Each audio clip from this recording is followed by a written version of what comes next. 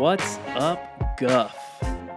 We are back in action, just like the Looney Tunes, and we're here to mix it up a little bit. Joey Marino, James Reiner, Zach Maziarz. So, grown-up fantasy football, we typically do our shows where we give you some fantasy insights each and every episode. Well, we're shifting it now. Twitter is going to handle most of our waiver ads, our waves and trades, our impressed, distressed, and our starts of the week. Twitter is going to handle all that for us, and we're bringing the YouTube and the podcast to more broad topics of fantasy football, more conversational, if I may. And with that being said, well, first, be sure and like and subscribe and click the bell icon to get that notification when we post. And with all that out of the way, let's get into today's topic, where we're talking about the top 5 landing spots for the new free agent running back, Le'Veon Bell. James, do you want to, or Zach, you want to get us started with number 5? Yes. So at number 5, we have the Kansas City Chiefs. Now, this one, there is a lot of gray area here. There is a lot of people who are probably freaked out about this even being mentioned because they are Clyde Edwards-Helaire owners. I think this is more speculative than anything. We actually saw in the offseason, Lev Bell was doing a workout with another player, and they were talking about him going to the Kansas City Chiefs. He seemed pretty hype about it. Could see this being if he did get signed by the Chiefs, a 1A, 1B type scenario. People are saying Clyde Edwards-Helaire hasn't been productive as they would have hoped. He's had 2 games so far this season where he's had only 10 carries on the ground. His goal line carries have kind of decreased ever since that first game against the Texans. So a lot of people are speculating that the Chiefs could be a good signing team for Le'Veon Bell because they are thinking maybe we need a good veteran back there to kind of show CEH the ropes a little bit and to spell him, give him some good breaks in there too, but then still have the pass catching abilities that they're looking for in the Mahomes type offense. So what do y'all think at Chiefs number 5 here? I think this would help the Chiefs. I think they'd be a better offense than they already are with Le'Veon Bell. I think he brings something to the table that CEH isn't as good at Le'Veon Bell. Mm-hmm. But I don't think it makes a lot of sense for the Chiefs from a front office standpoint. You got a young running back. Le'Veon Bell's only going to help you out for a year or two, maybe. And this is a young football team, so I don't think it makes a lot of sense to go get him. Now, it would help your chances of winning another Super Bowl this year if you did get him, but I don't think it makes a lot of sense. I don't really see this happening. Joey, what do you think? Yeah, I kind of like it. I think it's not a permanent move by any means. Like you said, James, the Chiefs are a young team. And Le'Veon Bell's not too old, but they have a young running back, Clyde Edwards-Helaire. The thing I'd be interested in, if CEH gets some passing work, I'd like to see what the target split would be there between the two of them. And does this give Clyde Edwards-Helaire some more goal line opportunity? He hasn't gotten a lot of looks at the goal line this year. Even Mahomes is starting to run it in. So I think, yeah, if he went there, he'd be in that passing role and kind of spell Clyde Edwards-Helaire a little bit. But I don't think it'd be a long-term thing. Yeah. What's funny and something to call to memory is that Clyde Edwards-Helaire, we're thinking of him as, this bell cow back in this offense. But a few months ago, we were fully anticipating it to be Clyde Edwards-Helaire and Damian Williams both heading this offensive backfield until Damian Williams opted out for the 2020 season. So, maybe the Chiefs actually had to kind of game plan around that, kind of figure out their offense of more a Clyde Edwards-Helaire led backfield, whereas they were actually wanting to go more of a 1A, 1B type backfield. So who knows? Le'Veon Bell being here, weirder things have happened. So definitely could see it helping them out in the short term. But yeah, I don't know about the long term. But Joey, why don't you hit us up with the number 4? Sure will. So number 4, the fourth most likely landing spot we think for Mr. Le'Veon Bell would be the Denver Broncos. So this kind of comes in light of new developments that Melvin Gordon was just arrested on a DUI charge.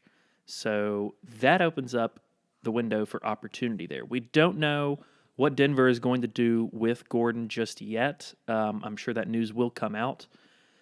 But this opens a window of opportunity for both Philip Lindsay and for possibly getting another running back. It's kind of like it lined up in the stars almost. I still think that Philip Lindsay will get some work. He won't be as highly paid as Le'Veon Bell if Le'Veon Bell comes here to Denver.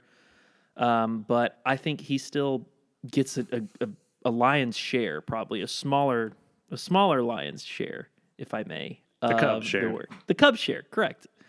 Yeah, he'll get work in Denver, I think. What do you guys think, Zach? Yeah, I could see him, and it's funny because there's all these different landing spots that people are floating around out there, and I actually have heard Denver even before this Melvin Gordon instance came out. I just want to see, because we want this to be long short term actually, long term for the rest of the season. So if Melvin Gordon were just suspended for a couple of games and then he came back and they decided not to take any further disciplinary action against him, they kept him on the team, all of that stuff, then this would be a very crowded backfield. So it really does depend on what they're going to do with Melvin Gordon. If they decided to sit him anymore, if they decided to trade him away because, they're getting into the weeds kind of and saying we don't want a player like that on our team or something like that, then yeah, this would definitely be a good landing spot for him. Could see him getting a lot of great opportunity and really being similar to what Gordon's been so far in the offense. But again, that all depends on what they're willing to do with Gordon. Yeah, Melvin Gordon, DUI charges really haven't been punished that heavily in the NFL in the past. I don't really see any major disciplinary action coming here. I mean, Robbie Anderson a couple years ago got pulled over by a cop and told the cop he was gonna, bad things to him. Give him a big old hug. If that's like the worst thing you could have done. So if all Melvin Gordon did was just get a easy DUI, then I think he's going to be okay. That's it. But if Le'Veon Bell comes here, then I think that ruins everyone's fantasy points. Yeah, everyone's going to go down. It's a struggling team too, and a young team. So same reason as Kansas City Chiefs. I don't think it makes a lot of sense for them, but if they did, I don't like it for anybody. Yeah, what's scary too with Le'Veon Bell is that because the Jets still have to pay him his guaranteed money for the year, he is able to take a very minimal contract for the rest of the year with another team because he knows he's going to get that guaranteed money for the rest of the year. So certain teams like this, if they're willing to just kind of give up a roster spot, even if they're like, oh, we're going to have a crowded backfield, they could just kind of go for the name or the talent and say, yeah, we'll figure out like a 3-headed committee or something here, even if they got Gordon back. So, that's the concerning part about it, because there's a chance he goes somewhere and is able to be given the reins or be like a 1B to somebody. But there's also the chance that a team just kind of wants him for the namesake and all it does is crowd up a backfield, like you're saying, James. Yeah, maybe Denver's looking for that spark on offense, and Le'Veon Bell could possibly provide that. He's certainly talented. We all know how talented he is. But Denver is our fourth spot, and moving on to our third spot for Le'Veon Bell would be the Chicago Bears. So Tariq Cohen is out for the year with an ACL. Obviously, he was the more pass-forward back of the trio, I guess, of David Montgomery, Tariq Cohen, and Cordero Patterson. However, Le'Veon Bell is a proficient pass catcher. We've seen it in Pittsburgh. We've even seen a little bit of it in New York when they used to throw him the ball. But I think Le'Veon Bell could easily slip into this role here and even spell David Montgomery at times. He'd soak up a lot of the passing work. What do you guys think? I like this a lot. The Bears are in a 4-1 position, a position where they can win. I think Le'Veon Bell would help them win more football games and help their chances. I don't the David Montgomery owner would not be happy with this move, and even the Le'Veon Bell owner, I think his value is going to be split with David Montgomery to an extent. So.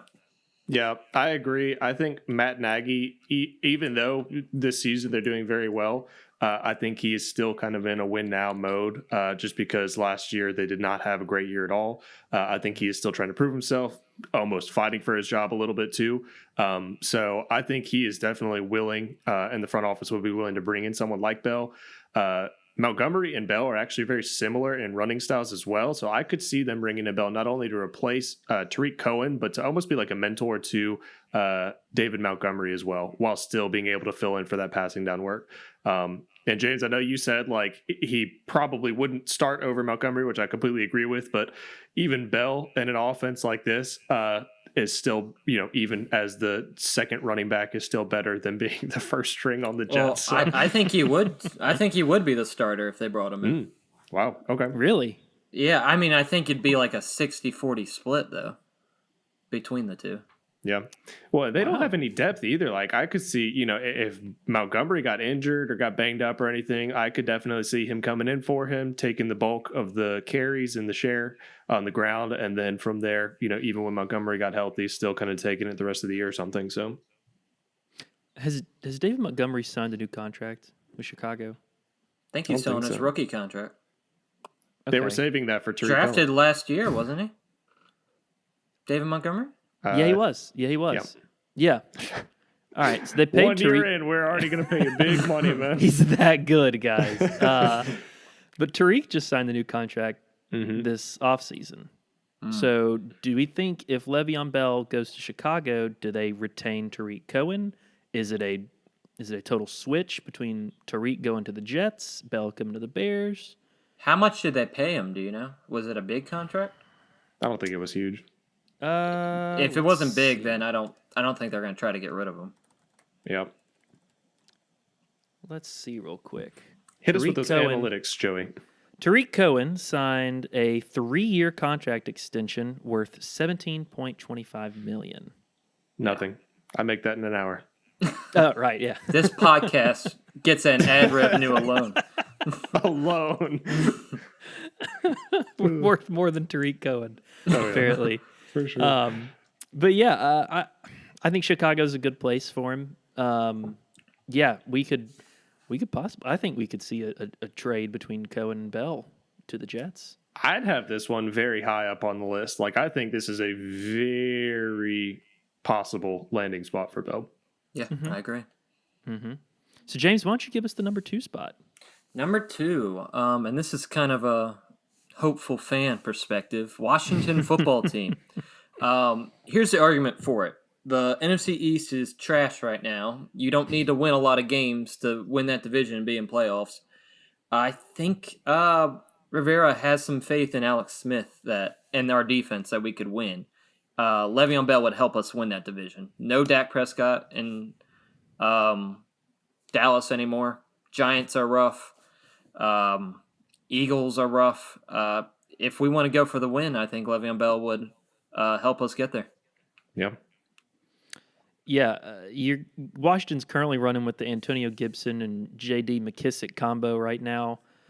Gibson's taking a lot of work on the ground. McKissick's going through the air. I think Le'Veon Bell's an immediate upgrade over both. I do think Antonio Gibson would keep his role, but he'd be relegated probably more to the ground, I think. However, we've seen Kyle Allen, who is, I guess, going forward, the starter in Washington. I don't think so. You don't think so? It's the plan. The plan's Alex Smith. I think Kyle Allen's going to start for a couple weeks, and then their plan was Alex Smith going forward. Well, we saw Alex Smith in Kansas City as the check down master before he got traded. So I think this could bode well for both Antonio Gibson and Le'Veon Bell if it's Alex Smith. Yeah. And honestly, either or QB, if it were Kyle Allen or Alex Smith, both kind of are check down masters. We saw last year with Kyle Allen and Ron Rivera's system checking down all the time to CMC. So I do think this is a good landing spot too, because Gibson has been very good. He's been very efficient this year. He's not getting an insane amount of carries, so I definitely think there's carries to be given out on this offense as well, especially if they had someone like Bell. But I think this frees up Gibson to not have to try and take on a workhorse back role, but rather be like that Swiss Army knife kind of role, because he is very talented, very efficient, and very athletic, to where I think they'd like to get him in different situations instead of just like always lining up in the backfield, having to be that dominant running back. I think this would help him to, kind of see a different potential in the offense while still giving Bell some of the reins of the running game. Yeah, I think this would be the best fantasy opportunity for Bell of any team on this list because he wouldn't really be splitting time with anyone or not a significant amount of it. I think he'd be getting the bulk. The only argument against this is that Washington's a young football team and they probably can't win the Super Bowl even with Le'Veon Bell. So why go out and pay him a lot of money to come to your team? That's the only argument against. You never know what these coaches are thinking. Honestly, the Cowboys within that NFC East division probably were the best team, even though their record does not show it and their defense is horrid. With Dak Prescott getting hurt now, I could see all the coaches in that division thinking it's still completely up in the air. So you never know. Yeah. This could be a one and done. Hey, let's try and win the division this year. Let's try and get in playoffs and get as far as we can with the best team that we can, even though they're young. So who knows? All right. Y'all want to move on to number one? Oh, go ahead. Well, I was going to ask real quick. What is Washington's record? Are they one win? One win. Okay. And they're only one game behind. I was about to say, yeah. Tied with two other teams. Yeah, Eagles are of one game, one win. They have a tie also. Yeah, they have a tie and a win. Giants are 0-5, and Dallas is also have 2-3. I think they have 1 win too. No, they beat the Giants. Cowboys have 1 win. No, they beat the Giants and the Falcons. Nope. They lost to the Giants. No, they didn't. Did they lose to the Giants? No, they didn't. These aren't. I was about to say, yeah, they. Google's not giving me good information. So are they? They're behind then the Giants and the Eagles.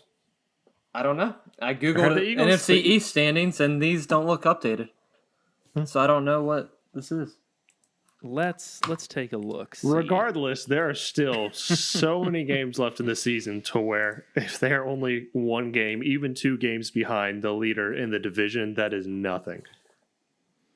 Yeah. That division is so wide open right now. All right, you're looking at Dallas is 2-3, Philly is 1-3-1, Washington is 1-4, and New York is 0-5. So the worst division in football, still wide open. And if Le'Veon wants to go for a possible playoff spot and maybe a lot of money, I don't think we've looked at cap situations yet. Washington can be maybe the spot. I think his signing is going to be more on what team has the biggest chance of winning and less on money this year, at least. I think the Jets, he got his money from the Jets and he's getting it this year still.